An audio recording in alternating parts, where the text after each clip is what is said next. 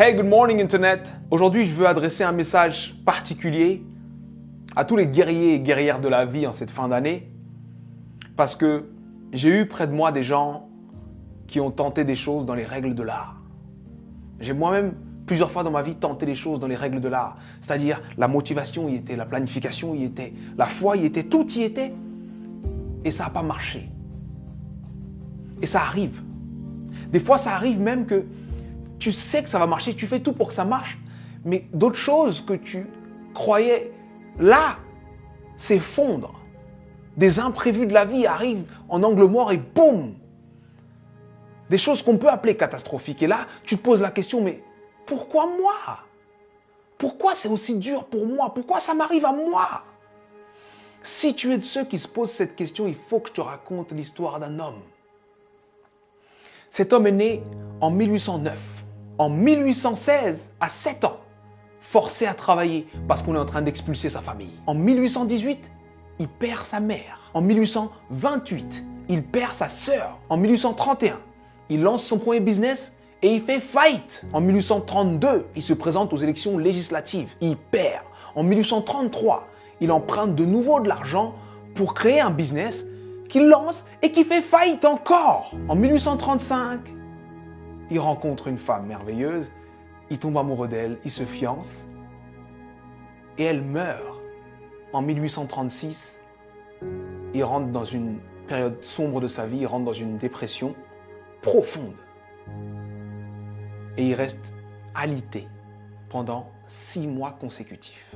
Mais il se relève. Il se relève et cette même année, 1836, il se représente aux élections législatives et il perd de nouveau. En 1840, il se présente pour être électeur. Il perd. Et en 1842, il rencontre la femme avec qui il va finir sa vie, sa femme. Il tombe amoureux, il se fiance, il se marie et elle lui donne 4 enfants. Et il en perd 3. En 1843, il se présente au Congrès et il perd. En 1845, il se présente de nouveau au Congrès et il perd de nouveau. En 1850, son fils meurt. En 1854, il se présente au Sénat, il perd. En 1956, il se présente pour être vice-président. Il n'a même pas 100 voix. En 1958, il se présente de nouveau au Sénat et il perd de nouveau. Et en 1960, Abraham Lincoln est élu président des États-Unis d'Amérique. Et il fait 2 mandats exceptionnels qui font de lui l'un des présidents les plus respectés et les plus impactants de l'histoire des États-Unis. C'était important que je te raconte cette histoire. C'était important que je te raconte cette histoire parce que on voit le héros, mais on ne voit pas les coulisses de la réussite. Il faut que tu acceptes les coulisses de ta réussite.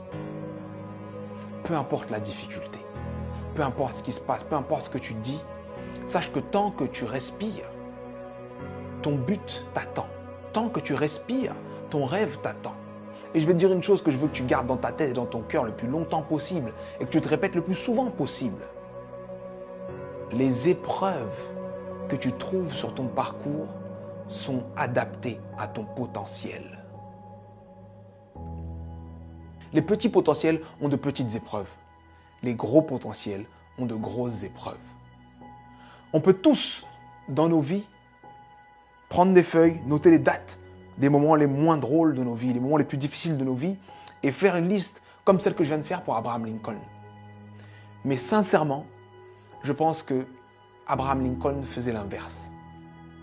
Pour avancer dans les coulisses de la réussite, pour avancer face à toutes ces épreuves, il faut se focaliser sur ce qu'il y a de bon, de positif, et ce qui nous donne envie d'avancer.